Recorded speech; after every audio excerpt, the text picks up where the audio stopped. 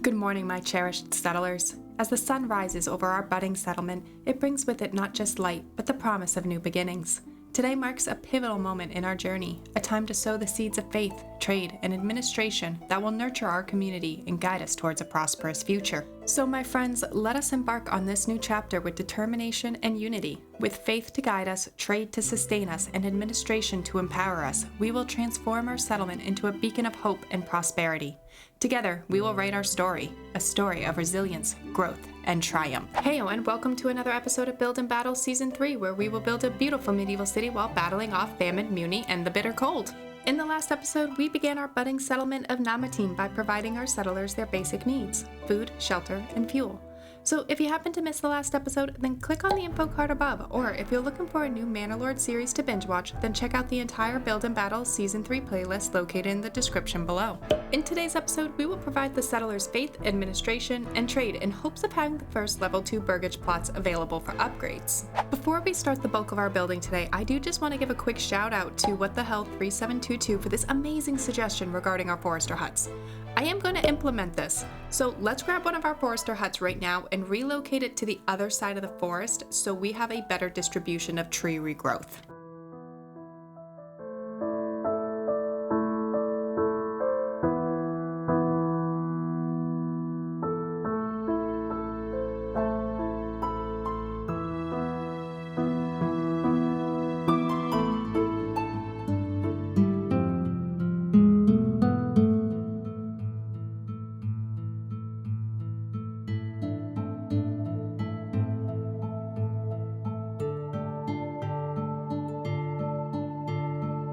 Alright, I am hoping to do a lot of construction today, so kick back, grab your caffeinated beverage of choice, and let's jump right on into today's build.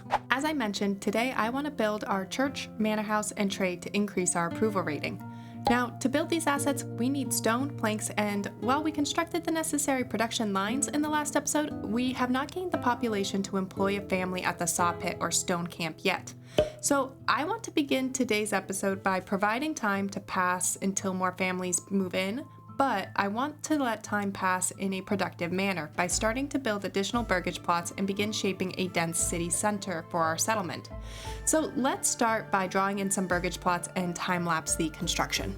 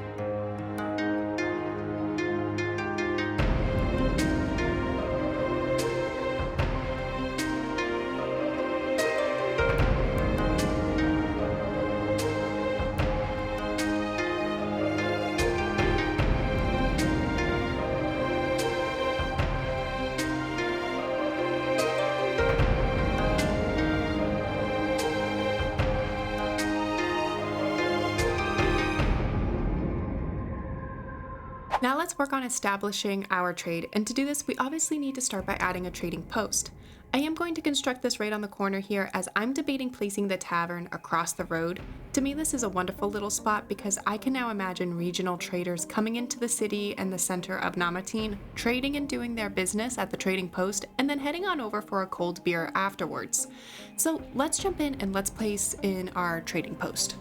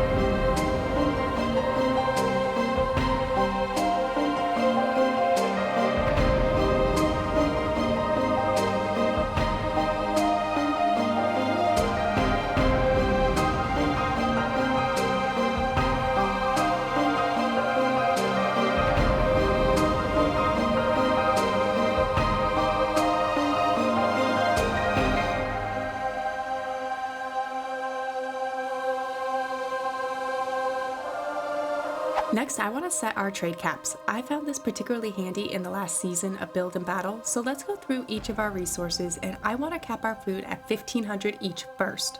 This is way more than I think we are going to need for our starting settlement, but I want to ensure we also have enough food on hand so that we don't lose the game. I will then do the same with fuel and adjust the rest of our commodities accordingly.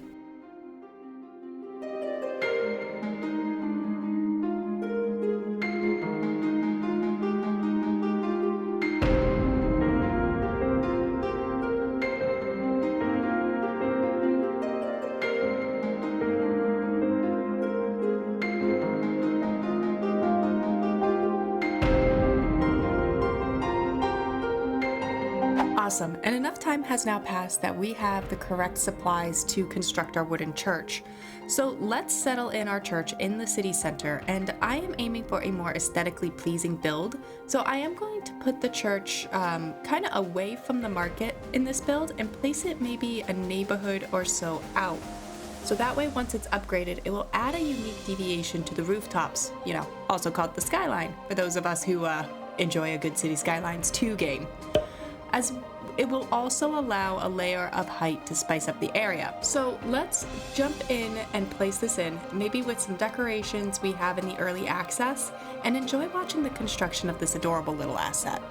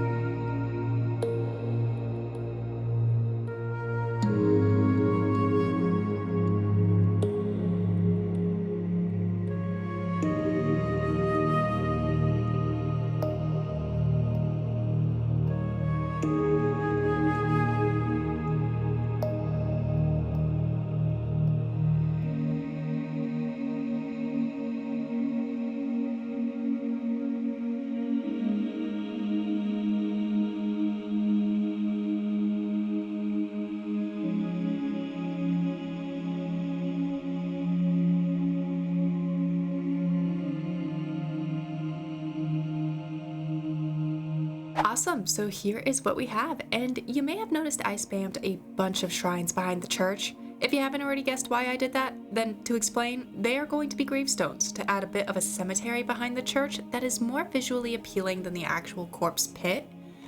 And honestly, it's kind of right in time for the fall season. So if we kind of just take a little panorama around here, beautiful graphics. Our church is sitting pretty nicely in this block. And I kind of like the tree here to decorate it. I might get the forester hut to add a couple more trees in this area just to, you know, give the shrines a little bit of shade. Alrighty, next let's settle our manor house right up on the cliff where all the citizens of our settlement and any travelers on the King's Road can gaze up and marvel. And since we are balancing a city strategy and cosmetic build this season, let's add in the tax office and some of the towers to make this manor house unique in addition to its practicality. If we run out of resources, then we will just add more later on.